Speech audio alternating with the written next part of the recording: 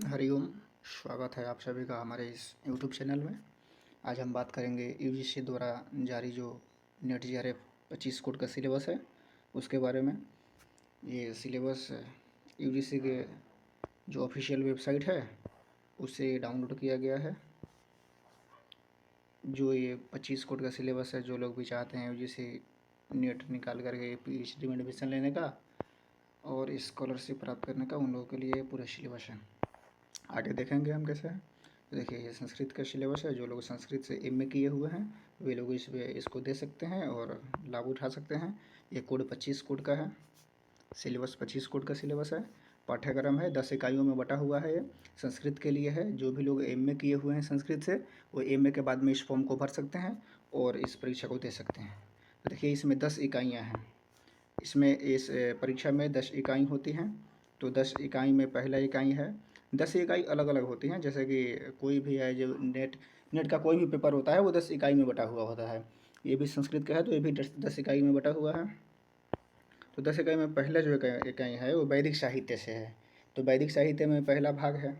तो पहला पहला भाग का है, जैसे देखिए पहला भाग है ये वैदिक इकाई का है। तो वैदिक इकाई में क्या करना था, पहले में वैदिक साहित्य का सामान्य परिचय, वेदों का काल क्या है। तो वेदों का काल जो है वो मैक्स मूलर के अनुसार क्या है, ए वेबर के अनुसार क्या है, जैकोबी के अनुसार क्या है, बाल गंगाधर तिलक के अनुसार क्या है, एम विंटरनिट के द्वारा क्या है, भारतीय परंपरागत विचार क्या है। जैसे कि वेदों का काल, जैसे कि वेदों की उत्पत्ति कब हुई, इस संबंध में जो प्रश्न है वो अलग अलग है। जो इतिहासकार हुए उनके मत में अलग है। जो हमारे जो सनातन संस्कृति को मानने वाले हैं उनके लिए अलग है। हम लोग मानते हैं कि वेद अनादि होते हैं। तो ऐसे ऐसे विचारों को सबका चर्चा करना है। उसके बाद में है संहिता साहित्य, जो होता है वेद की जो संहिताएँ होती हैं उन पे विचार किया गया। तो संहिता साहित्य, उसके बाद में संवाद सूक्त, वेदों में संवाद आते हैं, जैसे कि पुरुरवा उर्वशी संवाद, यम यमी संवाद, शर्मापणि संवाद, विश्वामित्र नदी संवाद। उसके बाद में साहित्य आते हैं, ब्राह्मण साहित्य होते हैं। ये भी ब्राह्मण ग्रंथ हैं, ब्राह्मण साहित्य हैं। तो उसके बाद में अरण्यक आते हैं, वेदों के अपने अपने अरण्यक होते हैं। तो ये अरण्यक ग्रंथ, अरण्यक साहित्य, अरण्यक ग्रंथ अलग हैं, अरण्यक साहित्य अलग हैं। अरण्यक साहित्य में सभी अरण्यकों का सामान्य परिचय होना चाहिए। उसके बाद में वेदांग आता है, वेदांग से होते हैं शिक्षा, कल्प, व्याकरण, निरुक्त, छंद, ज्योतिष। ये सब वेद के अंग होते हैं। वेद के 6 अंग कहे गए हैं। तो वेद के 6 अंग के बारे में सामान्य जानकारी रहनी चाहिए। उसके बाद में विशेष जानकारी के लिए आगे इकाई है, उस सब में विशेष जानकारी का प्रावधान है। इसमें सिलेबस दिया गया है उसके जानकारी का। जैसे कि आगे बढ़ते हैं, देखते हैं क्या है। इकाई 2 है। इकाई 2 में क्या है, वैदिक साहित्य का विशिष्ट अध्ययन। वो सामान्य अध्ययन था और इसमें ये विशिष्ट अध्ययन है। वो सामान्य अध्ययन था, ये विशिष्ट अध्ययन है। तो विशिष्ट अध्ययन में उसी को बढ़ा करके, जैसे कि अब ऋग्वेद में पूछ दिया, उसमें वेद था सामान्य, तो ऋग्वेद में पूछ दिया अग्नि सूक्त है, एक एक प्रथम मंडल का पहला सूक्त है। वरुण सूक्त है, प्रथम मंडल का 25 सूक्त है। सूर्य सूक्त है, पहला मंडल का 125वां। इंद्र सूक्त है, उषस हो गया, पर्जन्य हो गया। ये सभी सूक्त हैं जो वेद में, ऋग्वेद में प्रतिपादित हैं। अक्ष सूक्त हो गए, ज्ञान हो गया, पुरुष हो गया, हिरण्यगर्भ सूक्त हो गया, वाक सूत्र, नाशदीय सूत्र। ये सभी सूक्त हैं जो ऋग्वेद में प्रचलित है। बस इसमें 2 4 10 15 15 जो मंत्र हैं उनको याद करना है, उसमें से सवाल बनते हैं। और जैसे कि अब वहाँ पे ऋग्वेद हो गया, उसके बाद में ये शुक्ल यजुर्वेद है। शुक्ल यजुर्वेद में शिव संकल्प है, अध्याय 34 जो है, शिव संकल्प का अध्याय 34। उसमें से 1 से लेकर 6 श्लोक, यानी कुल मिलाकर के 6 श्लोक पढ़ने हैं उसमें से। और उसके बाद में है प्रजापति अध्याय। प्रजापति अध्याय का पढ़ना है आपको, 23 अध्याय का जो 1 से 5 श्लोक है वो। उसके बाद में अथर्ववेद में आइए। अथर्ववेद में है ऋग्वेद हो गया, शुक्ल यजुर्वेद हो गया, उसके बाद में अथर्ववेद। अथर्ववेद में राष्ट्राभिधान अभिवर्धन, ये पहला अध्याय का 29वां मंत्र है। और ये काल 10वां मंडल का ये 53वां मतलब कि श्लोक मंत्र है। और पृथ्वी सूक्त है। ये सभी सूक्त के बारे में सामान्य जानकारी याद रहना चाहिए। बस उसमें श्लोक पूर्ति के लिए ऐसे ऐसे कुछ कुछ प्रश्न आते हैं। उसके बाद में ब्राह्मण साहित्य के बारे में। तो ब्राह्मण साहित्य का है क्या है, प्रतिपाद्य विषय। ब्राह्मण साहित्य के जो ब्राह्मण जो साहित्य हैं उनका प्रतिपाद्य विषय क्या है, विधि एवं उसके प्रकार क्या होते हैं, अग्निहोत्र क्या होता है, अग्निष्टोम क्या होता है, 10 पूर्ण मास यज्ञ क्या होते हैं, पंच महायज्ञ क्या होते हैं, कैसी होती है, इनकी विधि क्या होती है, आख्यान, सुनाशेप, वांग्मय, सब ब्राह्मण साहित्य के अंदर विशिष्ट अध्ययन है। जैसे कि इकाई का नाम ही है विशिष्ट अध्ययन, तो संस्कृत साहित्य का विशिष्ट अध्ययन इसमें रखा गया है। उसके बाद में देखिए उपनिषद साहित्य है। तो उपनिषद साहित्य में कौन कौन सा उपनिषद, तो हमारे यहाँ 10 उपनिषद माने गए हैं जो महत्वपूर्ण उपनिषद हैं। ईश, केन, कठ, प्रश्न, मंडूक, मांडुक्य, ऐतरेय, तैत्तरीय, बृहदारण्यक उपनिषद, छांदोग्य उपनिषद, ईशावास्य उपनिषद, ये सब हैं। तो इनमें से इस उपनिषद हम लोग को पढ़ना है, कठ पढ़ना है, केन पढ़ना है, बृहदारण्यक उपनिषद पढ़ना है जो सबसे बड़ा उपनिषद है, तैत्तरीय उपनिषद पढ़ना है, श्वेताश्वतर उपनिषद पढ़ना है। इसमें से ये जो 3 और 3 6 उपनिषद लगे हुए हैं। उसके बाद में वैदिक साहित्य का आगे अध्ययन में देखिए कि वैदिक व्याकरण लगा हुआ है। व्याकरण, वैदिक व्याकरण अलग होते हैं, लौकिक व्याकरण अलग होते हैं। यद्यपि जो पाणिनीय व्याकरण शास्त्र है उसमें वैदिक व्याकरण का भी चर्चा किया गया है और लौकिक का भी किया गया है, लेकिन फिर भी ये वैदिक व्याकरण जो होते हैं वो अलग होते हैं। तो उनके बारे में चर्चा करना है, निरुक्त के बारे में एवं वैदिक व्याख्या की पद्धति। तो इसमें क्या पढ़ना है, तो उसमें है आपका जैसे कि ऋक् प्रातिशाख्य हो गया। तो प्रातिशाख्य मतलब होता है वेद का व्याकरण, जो वेद में प्रयुक्त व्याकरण है। वेद को पढ़ने के समझने के लिए अलग व्याकरण का प्रयोग होता है। जैसे कि हम लोक में ऐसा विभक्ति की तृतीया विभक्ति में रामायण का प्रयोग करते हैं, लेकिन वेद में कभी कभी ऐसा होता है कि विभक्ति का भी परिणाम हो जाता है। जैसे अगर कोई विभक्ति न भी रहे उसके बाद में वहाँ पे विभक्ति की प्रतीति करनी पड़ती है, तब उसका अर्थ लगता है, नहीं तो लगता नहीं है। इसीलिए वेद का व्याकरण अलग होता है लौकिक व्याकरण से। यद्यपि पाणिनीय व्याकरण में सामान्य नियम बनाए गए हैं जो लोक और वेद दोनों में लागू होते हैं, लेकिन फिर भी वेद का अलग होता है। वेद में भी परिणाम हो जाता है, बिना विभक्ति के भी विभक्ति का अर्थ की प्रतीति होती है। उन सब के लिए ऋक् प्रतिशाख्य है। और उसके बाद में निम्नलिखित परिभाषाएं जो वेद में जो प्रयुक्त किए गए हैं उनके लिए परिभाषाएं, कुछ ऊष्म वर्ण होते हैं, अघोष वर्ण होते हैं, समवार होते हैं, नाद होते हैं, घोष होते हैं, सब प्रयत्न है, बाह्य प्रयत्न, अभ्यंतर प्रयत्न होते हैं, तो वेद में है। तो अब उसके लिए परिभाषा कुछ है, समानाक्षर की परिभाषा क्या होती है, संध्याक्षर की परिभाषा क्या है, अघोष की परिभाषा क्या है, श्वसन की परिभाषा क्या है, स्वर भक्ति की परिभाषा क्या है, यम क्या है, रक्त क्या होता है, संयोग क्या होता है, हलोन अंतरा संयोग का, इसे हम पढ़ते हैं। देखिए जो भी नियम का लोक से वेद में बाध नहीं होगा वो लौकिक नियम का ही प्रयोग वेद में हो सकता है। लेकिन जहाँ जहाँ लोक का बाध हो जाए वेद में, वहाँ वहाँ वैदिक नियम अलग लगते हैं। प्रगृह्य संज्ञा हो गया, रिपित, ये सब संज्ञा होंगे। कुछ कुछ संज्ञा तो है जो लोक में मिलती है, जैसे अघोष हो गया, ये क्या यम हो गया, और उसके बाद में संयोग संज्ञा हो गया, प्रगृह्य संज्ञा होगा। बाकी ये जो संज्ञा है, रिपित संज्ञा हो गया, और संध्यक्षर तो लोक में भी बोलते हैं। तो ऐसे ऐसे कुछ हैं। उसके बाद में निरुक्त है। निरुक्त में अध्याय 1 और 2, 1 और 2 अध्याय पढ़ना है। उसमें उसमें 4 पद है, नाम विचार, आख्यात विचार, उपसर्गों का अर्थ, निपात की कोटियाँ, कितने निपात की कितनी कोटियाँ होती हैं, इन सब के बारे में अध्ययन है।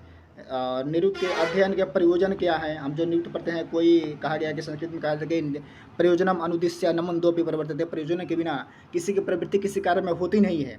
तो इसीलिए निरुक्त अध्ययन का प्रयोजन क्या है, उसका क्या लाभ है हमारे जीवन में, उसके बारे में जानकारी। निर्वचन के सिद्धांत क्या हैं, निम्नलिखित शब्दों की व्युत्पत्ति। जैसे कोई भी शब्द है हमारे संस्कृत में तो उसकी कोई ना कोई व्युत्पत्ति होती है, कोई ना प्रकृति होता है, कोई प्रत्यय होता है, और कोई उपसर्ग होता है। उपसर्ग, प्रकृति, प्रत्यय मिलकर ही किसी शब्द का, पद का निष्पादन होता है। तो आचार्य में कौन सी प्रकृति है, वीर में, हृद में, गो में, समुद्र में, वृत्र में, आदित्य कैसे बना, उषस कैसे बना, मेघ, वाक, उदक, नदी, अश्व, अग्नि, जात, वेद, वैश्वानर, निघंटु, ये सब कैसे, शब्द की निष्पत्ति कैसे हुई, इसमें क्या है, क्या प्रकृति है, क्या प्रत्यय है, इन सब का के बारे में जानकारी रखना है बस।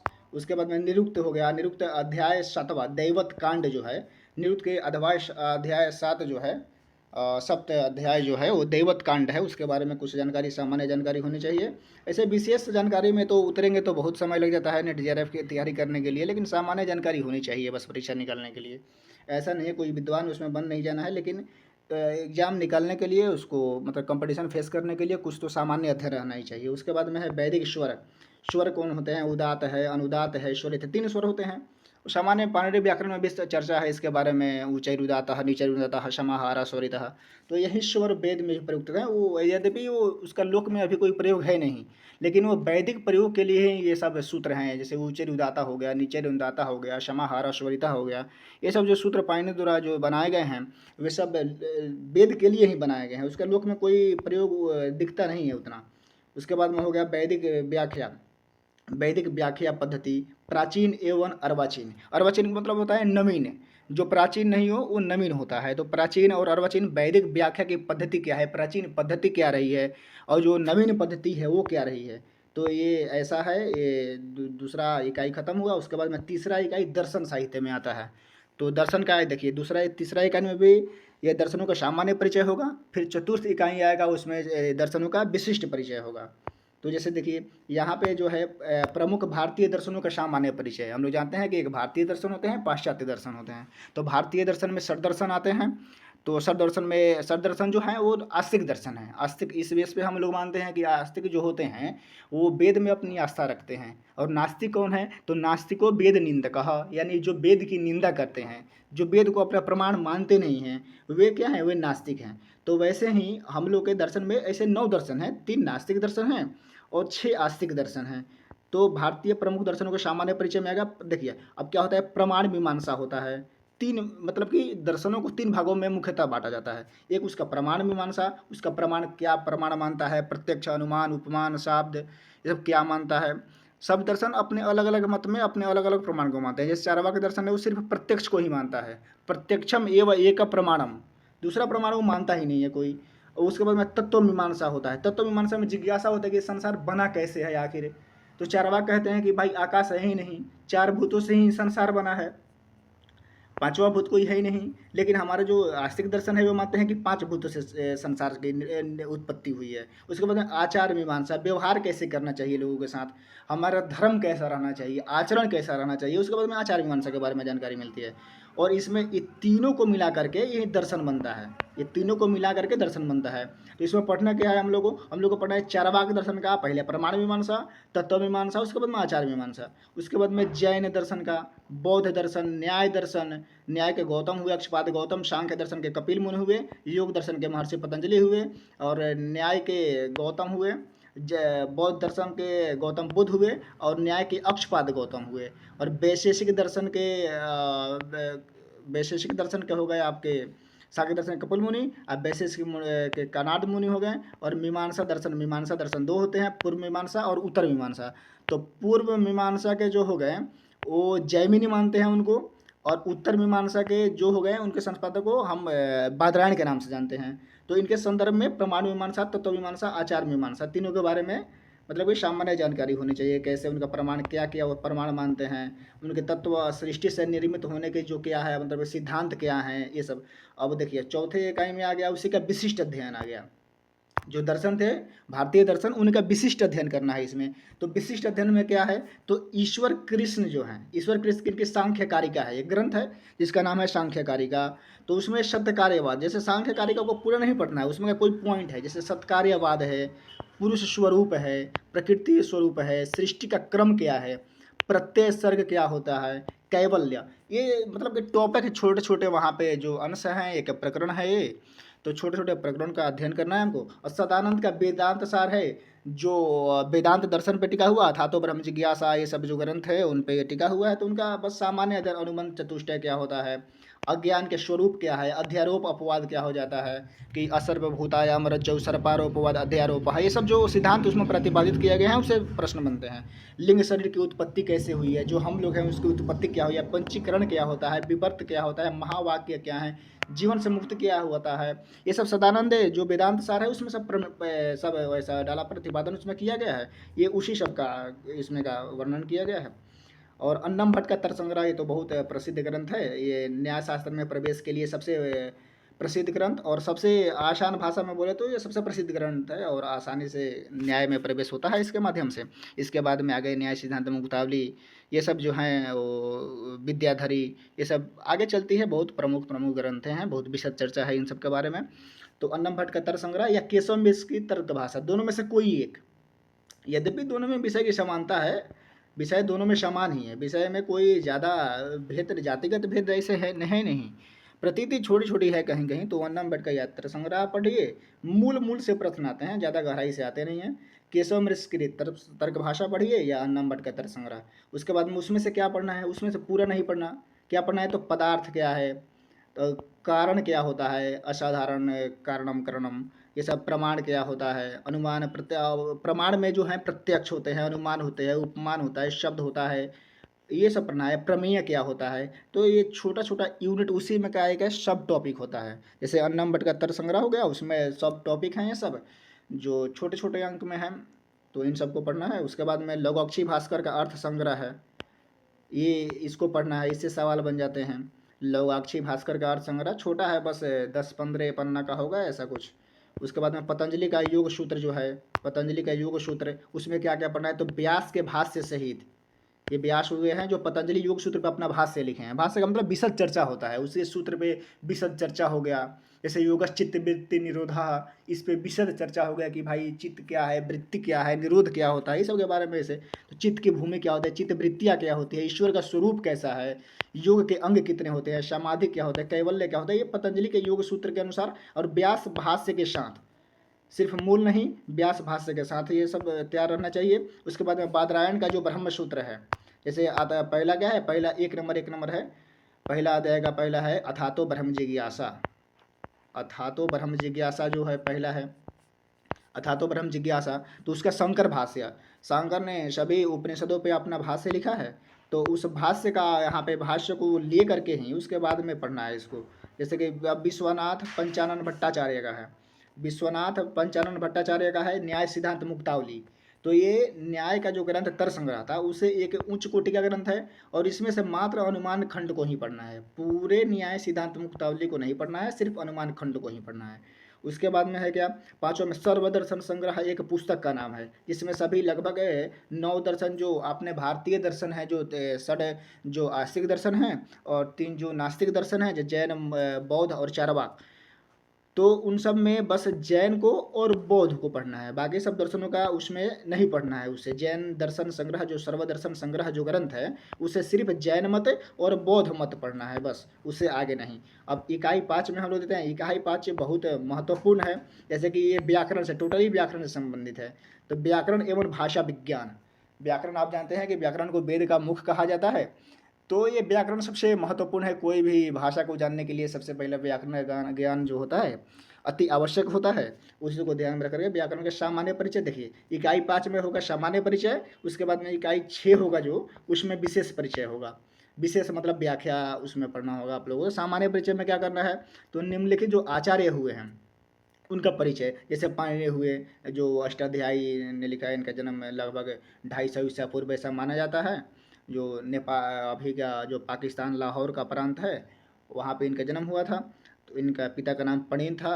तो और उसके बाद में हुए कात्यायन, जो वार्तिककार हैं, जिनको वररुचि के नाम से भी जाना जाता है, वो कात्यायन के बारे में। उसके बाद में पतंजलि हुए महाभाष्यकार, इनको शेषावतार माना जाता है पतंजलि को।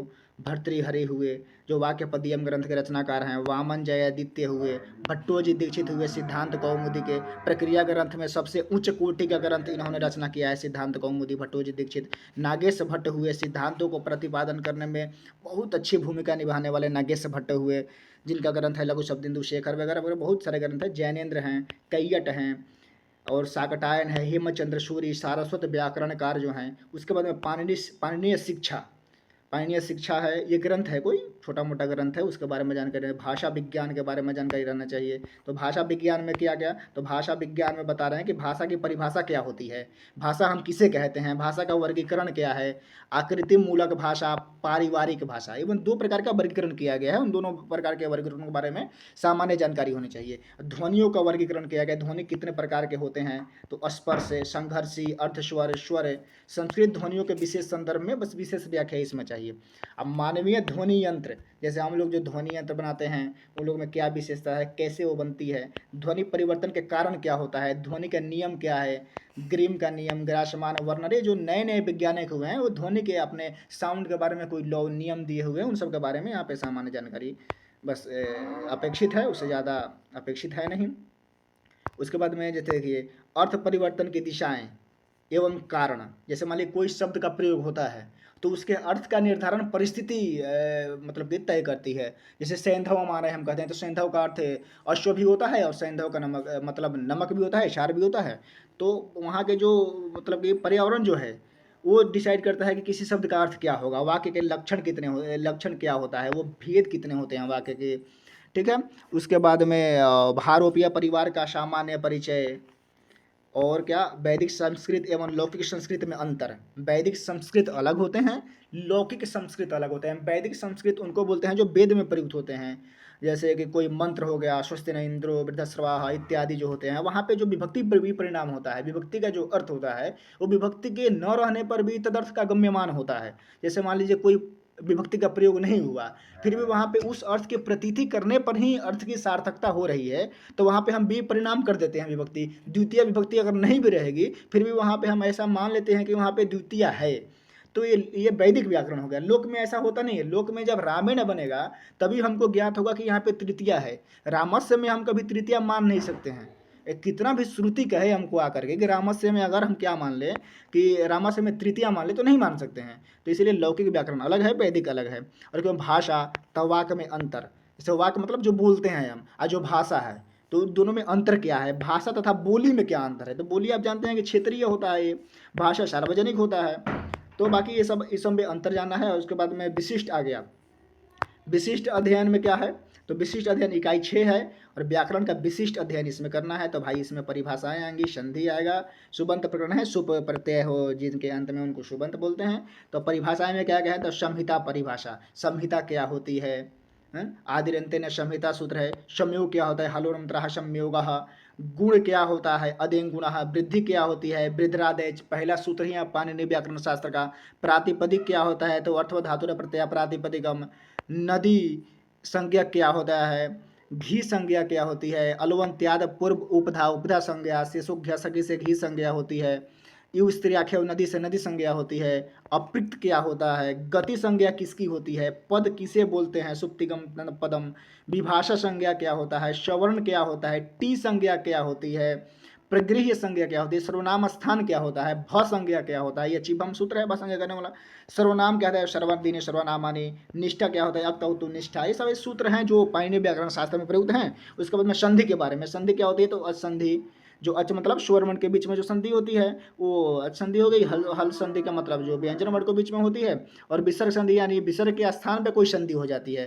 अब जैसे देखिए लघु सिद्धांत कौमुदी के अनुसार भी पूछा है। लघु सिद्धांत कौमुदी वरदराजाचार्य का ग्रंथ है, जो सिद्धांत कौमुदीकार भट्टोजी दीक्षित के शिष्य थे। तो लघु सिद्धांत कौमुदी इन्होंने रचना किया। सिद्धांत कौमुदी को ही आधार मान करके लघु सिद्धांत कौमुदी की रचना हुई है। समझिए, तो पृष्ठ प्रेषण हुआ है वहाँ पे।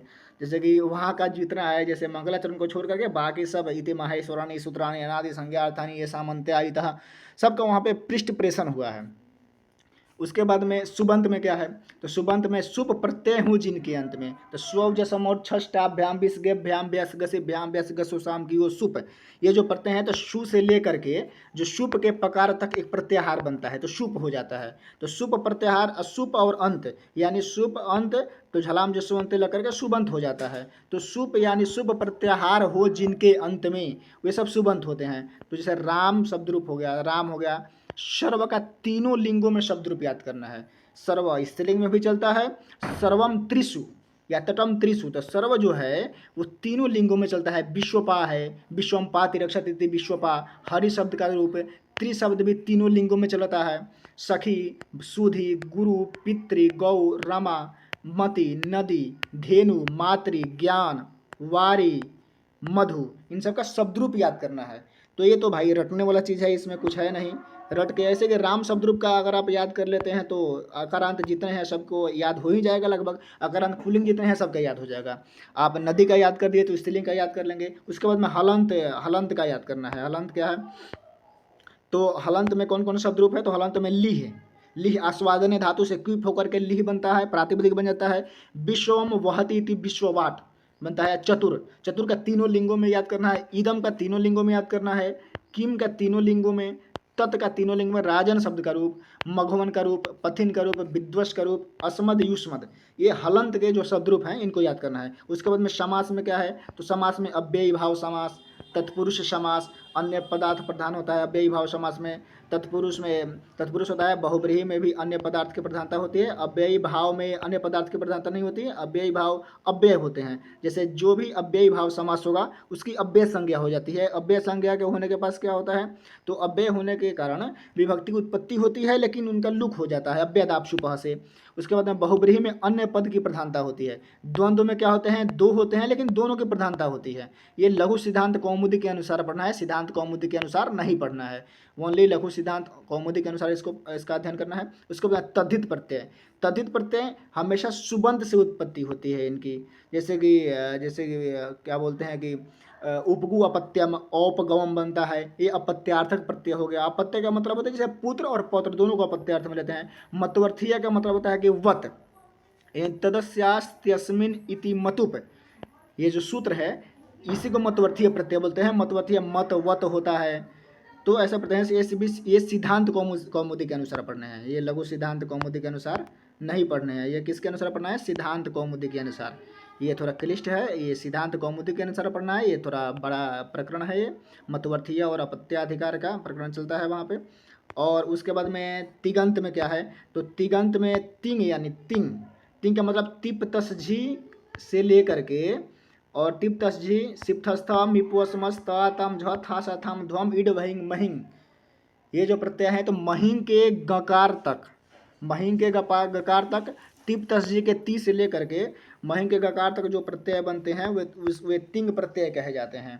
तो तिंग प्रत्यय में तिंग हो जिनके अंत में, वैसे जो धातु हैं उनका शब्द रूप यहाँ पे याद करना है, तो कहे हैं भू धातु, एद धातु, अध धातु, अस धातु और ई धातु, हु धातु, दिव धातु, शून्य धातु, तुद धातु और तन धातु, क्री धातु, रुद धातु, क्रिय धातु, चूर धातु, ये सब धातु हैं। धातु पाठ में पाएंगे, धातु पाठ में धातु पाठ किए गए हैं। तो इन सब के बारे में भी, इन सब का शब्द रूप धातु रूप जो होते हैं वो धातु रूप याद करना है। उसके बाद में प्रत्ययांत, प्रत्यय जिसके अंत में लगा हो उसको प्रत्ययांत बोलते हैं। तो प्रत्ययांत में क्या करना है? ऋच प्रत्यय होते हैं, ये सब धातु से होने वाले प्रत्यय हैं, प्रातिपदिक से धातु से होने वाले प्रत्यय हैं। ऋजांत प्रत्यय हैं, शन प्रत्यय होते हैं, ये भी क्या है? ये सब धातु से होने वाले प्रत्यय हैं, ये सब धातु से प्रत्यय होते हैं। तो ऋज हो गया, शन हो गया, यगंत हो गया, यंग हो गया, लुगंत हो गया, ये सब जो प्रत्यय हैं वो सब धातु से लगने वाले प्रत्यय हैं। उसके बाद में कृदंत, कृत जो प्रत्यय हैं वो भी धातु से लगते हैं। जैसे तव्य हो गया तो पठ धातु से लगेगा, पठितव्य हो जाएगा।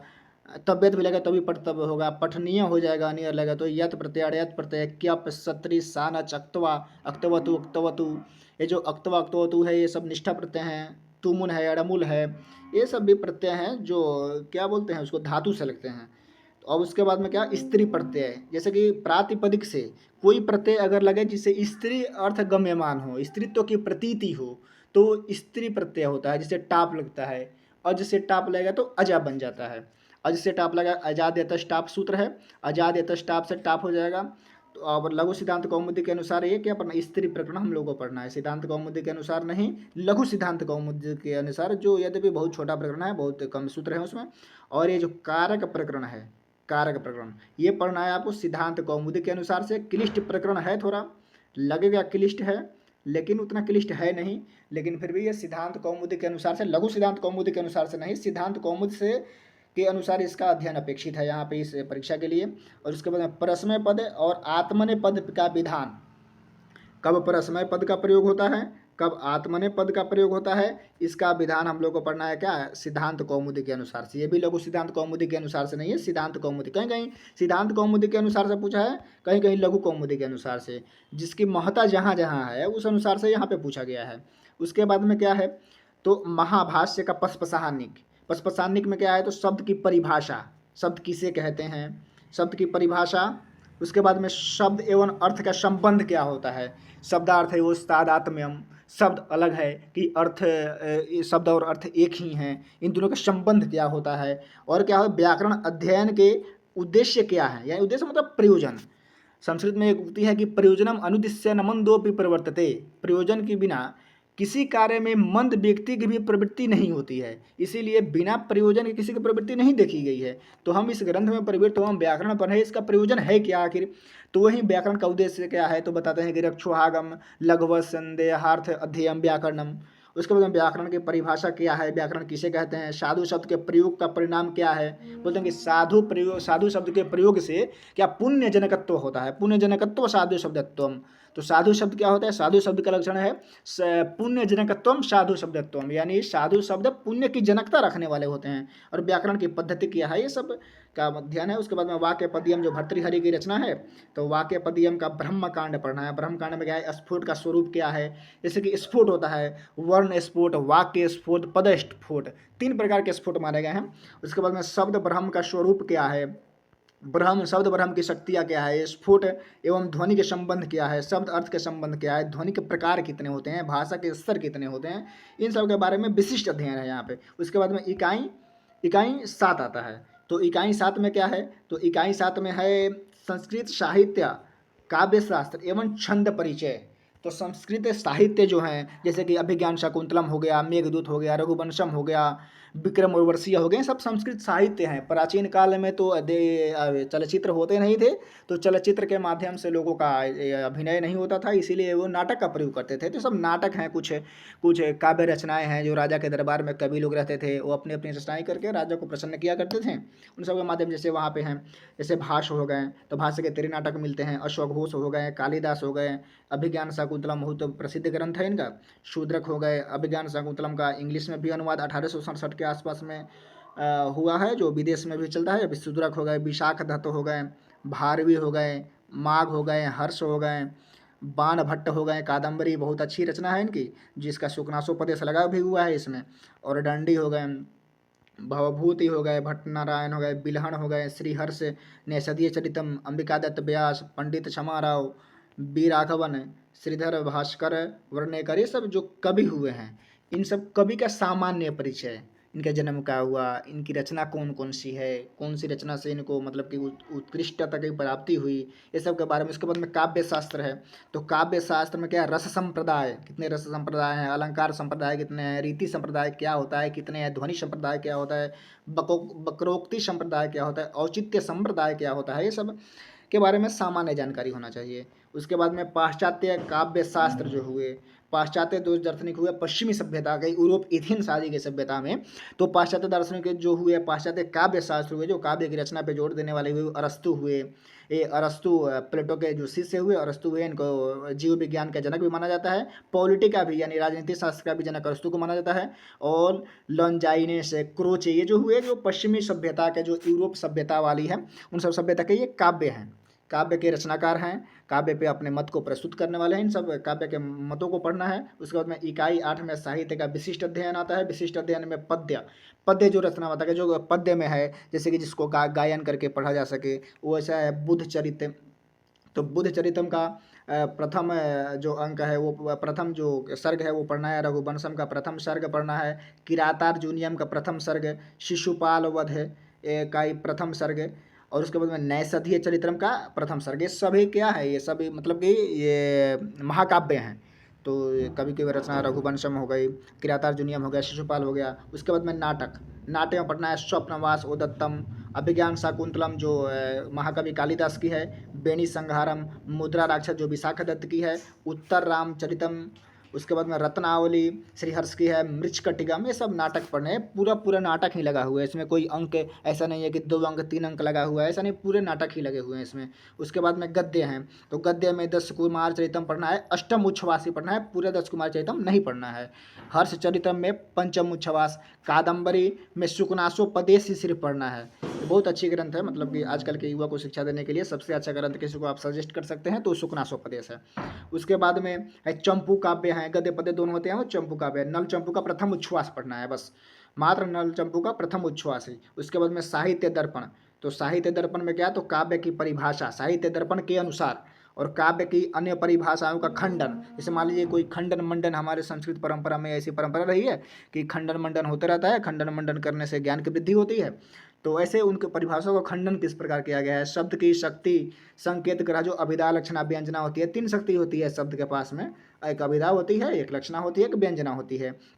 जैसे गंगा का अर्थ होता है जल प्रवाह, और उसकी लक्षणा अगर हम करते हैं तो गंगा तट में, गंगा की लक्षणा करते हैं, शैत्य पावनत्व की प्राप्ति हमको तट में भी हो जाती है और गंगा के मध्य जल में भी होती है, इसलिए हम उसकी लक्षणा किस में कर लेते हैं, तट में कर लेते हैं। उसके बाद में व्यंजना होती है, अन्यार्थ की प्रतीति हो जाना, व्यक्ति कह कुछ और रहा है, उससे अर्थ की किसी और की अर्थ की प्रतीति हो जाती है, वो उसको व्यंजना कहते हैं। जैसे कि गच्छते गच्छते चेत कांतः पंथाना सन्तु ते शिवाः ममापि जन्म तत्रैव भूयाते तत्र गतो भवान। एक स्त्री है, कोई गांव में है, एक कहानी है कि एक स्त्री कोई गांव में रहती है और उसके पति हैं, तो वो धन कमाने के लिए प्रदेश जाते हैं। तो स्त्री बोलती है कि गच्छति गच्छति चेत कांतः, हे कांतः, अगर तुम जाना चाहते हो तो जाओ, पंथानः सन्तु ते शिवाः, आपके रास्ते क्या हो, सब शुभ संकल्प वाले हों, यानी आपके रास्ते में कोई प्रकार का विघ्न ना आए। लेकिन गच्छति गच्छति चेत कांतः पंथानः सन्तु ते शिवाः, लेकिन एक बात याद रखना, क्या, तो ममापि जन्म तत्रैव भूयात्र यत्र गतो भवान, मेरा भी जन्म वहीं होगा जहां आप जा रहे हैं। इसका अर्थ क्या हुआ कि तव गमनम में मरणम, आपके जाने के साथ ही मेरे प्राण निकल जाएंगे। तो ऐसा है, ये व्यंजना, ये व्यंजना हो जाती है, इसको व्यंजना कहते हैं कि कह कुछ और हैं और किसी अन्य अर्थ की प्रतीति हो जाती है। जैसे हम लोग सामान्य लौकिक में भी प्रयोग करते हैं किसी को चिढ़ाने के लिए, तो ऐसा शब्द का प्रयोग करते हैं। अब काव्य भेद क्या होता है, चतुर्थ परिच्छेद, काव्य भेद का चतुर्थ परिच्छेद ही पढ़ना है बस। श्रवण श्रव्य काव्य, जो गद्य पद्य मिश्र काव्य का लक्षण क्या होता है, ये सब के बारे में। उसके बाद में साहित्य का लक्षण ग्रंथ है काव्य प्रकाश, काव्य प्रकाश में काव्य लक्षण के बारे में पढ़ना है, काव्य प्रयोजन के बारे में पढ़ना है, काव्य के हेतु के बारे में, काव्य के भेद के बारे में, शब्द की शक्ति के बारे में, अभितान्वयवाद के बारे में, अन्विता अभिधानवाद के बारे में, रस स्वरूप एवं रस सूत्र विमर्श के बारे में, रस दोष, काव्य गुण, व्यंजना वृत्ति की स्थापना का पंचम उल्लास नहीं पढ़ना है। बाकी सब जितने में उल्लास का या कोई अंक का वर्णन नहीं कर रहा है, वे सब ग्रंथ तो पूरा पूरा पढ़ने ही हैं। लेकिन जहाँ जहाँ वर्णन कर रहा है कि नहीं यहाँ पे इतना पढ़ना है, वहीं पे मात्र छूट दिया गया है कि आपको इतना ही पढ़ना है, उससे ज़्यादा बढ़ के आना नहीं है।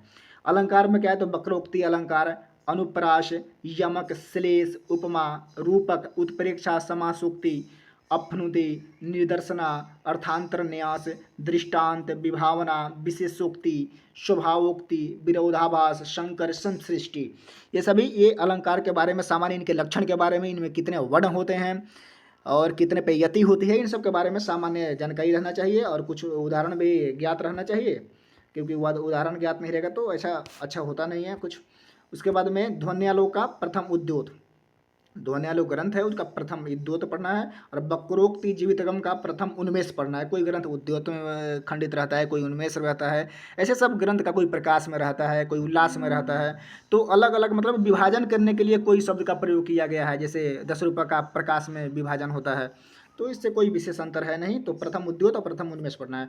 भरतनाट्य शास्त्र बहुत प्रमुख ग्रंथ है, द्वितीय एवं षष्ठम अध्याय मात्र लगा हुआ है, द्वितीय अध्याय एवं षष्ठम अध्याय, बाकी कोई अध्याय नहीं पढ़ना है। इसे 40 अध्याय का है, लगभग ये 40 अध्याय का है, लेकिन द्वितीय अध्याय पढ़ना है आपको, द्वितीय और तृतीय अध्याय ही मात्र पढ़ना है। भरत नाट्य शास्त्र का, भरत मुनि के द्वारा प्रणीत नाट्य शास्त्र है। उसके बाद में 10 रूपक, 10 रूपक के बारे में, 10 रूपक का प्रथम एवं तृतीय प्रकाश, ये 10 रूपक ग्रंथ जो है वो भरत मुनि का जो नाट्य शास्त्र है उसके ऊपर ही लिखा गया है। एक प्रकरण ग्रंथ टाइप का है, उसका व्याख्या टाइप का है। इसमें बताया गया है कि क्या नाटक क्या होते हैं, कौन कौन से पात्र उसमें होते हैं, इत्यादि इत्यादि का वर्णन है। उसके बाद में छंद परिचय, छंद परिचय में हम लोग देखते हैं कि छंद परिचय में क्या है, छंद कौन कौन से होते हैं, तो आर्य छंद के बारे में कितने इसमें वर्ण होते हैं, अनुष्टुप छंद में कितने वर्ण होते हैं, इंद्र वज्रा में कितने वर्ण होते हैं, उपेंद्र वर्जा में कितने होते हैं, वसंत तिलिका में कितने होते हैं, उपजाति में कितने होते हैं, वंशस्थ में कितने होते हैं, द्रुत विलंबित में कितने हैं, शालिनी मालिनी, ये सब छंद, जो शिखरणी छंद है, मंदा करांता, हरणी, शार्दुल, विक्रीट, श्रृंगधरा इत्यादि जो छंद हैं, इन सब छंद के बारे में सामान्य जानकारी। अच्छा, मैंने ऊपर लगता है कि कुछ वहाँ पे जो रूपक वाला था, यहाँ पे वहाँ पे मैंने गलती से, क्षमा कीजिएगा, हमें अलंकार में मैंने वर्ण और यति बोल दिया है। तो यहाँ पे ये वर्ण और यति के बारे में तो यहाँ बात करता नहीं है, लेकिन फिर भी मैंने यहाँ पे वर्ण और यति के बारे में बोल दिया है, इसके लिए क्षमा चाहेंगे आप लोगों से। तो यहाँ पे वर्ण नहीं, यहाँ पे बस अलंकार पहचानने की विधि मालूम होनी चाहिए, कौन सा अलंकार यहाँ पे है। बाकी यहाँ पे जो है, यहाँ पे इसकी विधि रहनी चाहिए कि आर्य छंद में कितने वर्ण होते हैं, कितने पे यति होती है, अनुष्टुप छंद में कितने वर्ण होते हैं, कितने पे यति होती है, इंद्र वज्रा, उपेंद्र वर्जा, बसंतिलका, उपजाति, वंशस्थ, ये जो छंद हैं इनके सामान्य लक्षण और परिचय मालूम रहना चाहिए और उदाहरण मालूम रहना चाहिए। उसके बाद में क्या है, तो उसके बाद में आगे है आपका इकाई 9, ये 9वीं इकाई है। उसके बाद में इसमें सामान्य परिचय होगा और 10वें में ये सिलेबस पूर्ण हो जाएंगे। सिलेबस तो बहुत लंबा है मिला जुला कर, लेकिन फिर भी अगर मूल मूल ग्रंथ का अध्ययन किया जाए और मेहनत किया जाए तो कोई बड़ी बात है नहीं। उसके बाद में जैसे इकाई 9 हो गया, तो उसमें पुराण इतिहास, धर्मशास्त्र एवं अभिलेख शास्त्र। अभिलेख शास्त्र जो होते हैं, जैसे पुरातन विधियों में, पहले वहाँ पे तो कॉपी किताब होता नहीं था, तो लोग ताम्र पत्तों पे या कुछ कुछ पत्तों पे, पेड़ के पत्तों पे लिख लिख के कुछ रखते थे। ऐसा प्रमाण मिलता है कि पाणिनि भी व्याकरण शास्त्र की रचना की है, तो पत्तों पे लिख के सूत्र ऊपर से गिराते जाते थे। और ऐसी कथानक मिलती है कि कुछ पत्तों को बकरियों ने खा लिया तो सूत्र कम हो गए। लेकिन ऐसे, हाँ ऐसे थी, लेकिन ये थोड़ा ऐसा मानना भी पड़ेगा, क्योंकि पहले प्राचीन काल में तो कोई पुस्तक होता नहीं था, ना कोई पेंसिल होते थे उतने, और ना कोई पेपर का उतना सुविधा तो है था ना, ही कि प्रिंट करवा के रख देते। तो वो कागज़ पे या कुछ पत्ते पे हो गए, ताम्र के पत्ते पे हो गए, मतलब कि पत्थर पे हो गए, तो लिखवा करके ऐसे रखा जाता था। उन सब के बारे में, अभिलेख शास्त्र के बारे में जानकारी। तो रामायण के बारे में, रामायण क्या है, रामायण की विषय वस्तु क्या है, रामायण में किसका मतलब कि वर्णन किया गया है, कौन उसमें पात्र हैं, मुख्य पात्र क्या हैं, क्या कथा है उसकी, काल कब उसकी रचना हुई है, रामायणकालीन समाज कैसा था, परवर्ती ग्रंथों के लिए प्रेरणा स्रोत वो कैसे बने। जैसे रामायण जो रचना हुई, वाल्मीकि ने जो संस्कृत रामायण की रचना की, वो परवर्ती ग्रंथों के लिए कैसे प्रेरणा स्रोत हुए।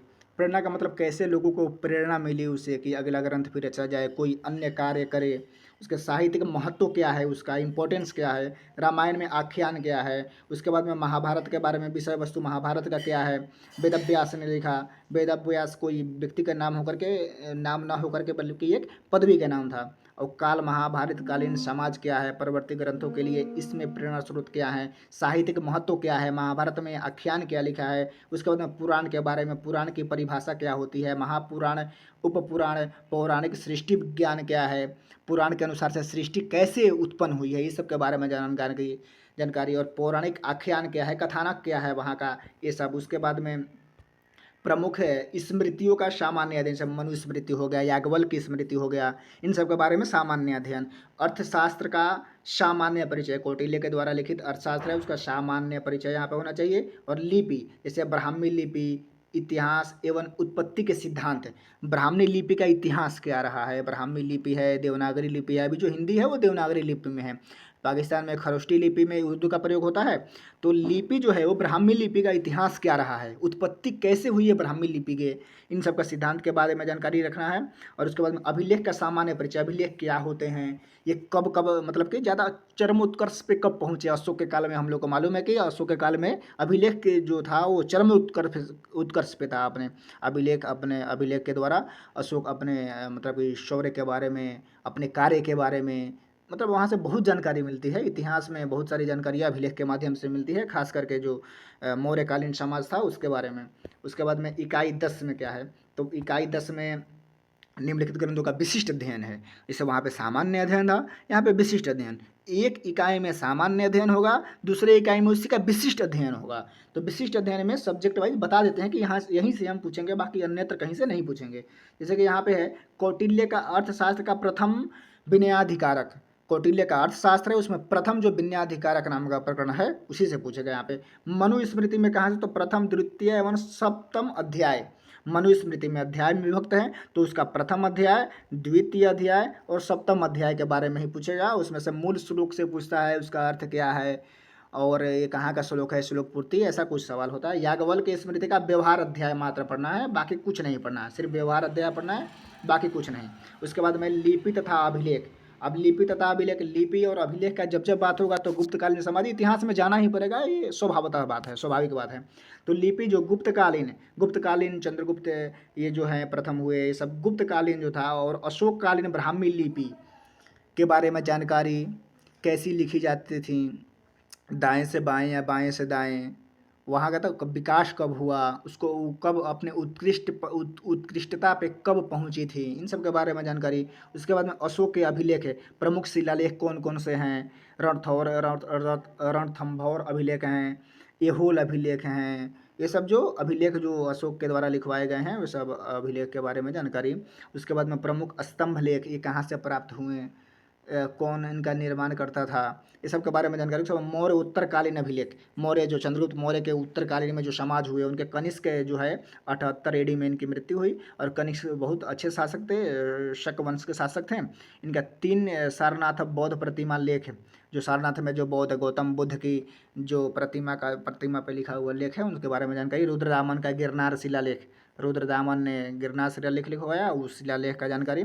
खारवेल का हाथी गुम्फा अभिलेख, ये सब अभिलेख हैं जो पुरातन समय की जानकारी प्रदान करते हैं, उन सब के बारे में सामान्य जानकारी। उसके बाद में गुप्तकालीन गुप्तोत्तरकालीन अभिलेख, जैसे समुद्रगुप्त का इलाहाबाद स्तंभ लेख है, यशोवर्मन का मंदसौर अभिलेख हो गया। उसके बाद में यहाँ पे है मंदसौर का अभिलेख, हर्ष का बांसखेड़ा अभिलेख, ताम्रपट्ट अभिलेख, पुलकेशिन द्वितीय का एहोल अभिलेख, इन सब के बारे में सामान्य जानकारी रहनी चाहिए। ये मतलब कि ये अभिलेख के बारे में जानकारी हो गए। बाकी उसके नीचे कुछ अब है नहीं, बस ये 10 इकाई का सिलेबस यहीं पे पूर्ण होता है। तो आशा करेंगे कि आप लोगों को ऐसे जानकारी अच्छी लगी होगी। तो यहाँ से तैयारी करने के लिए ऐसे तो कोई मतलब कि चैनल है नहीं, लेकिन फिर भी अपने अपने जानकारी के अनुसार कहीं कहीं से इकट्ठा करके व्यक्ति पढ़ते हैं। और सामान्य कोई क्लिष्ट मतलब की तैयारी है नहीं। आशा करते हैं कि आप लोगों को ये वीडियो अच्छा लगा होगा और आप लोग तैयारी कर सकते हैं। अच्छा कोई कुछ विशिष्ट बात हो तो आप कमेंट करके बाकी जानकारी भी ले सकते हैं। बाकी आपको इस चैनल में जुड़े रहने के लिए बहुत बहुत धन्यवाद।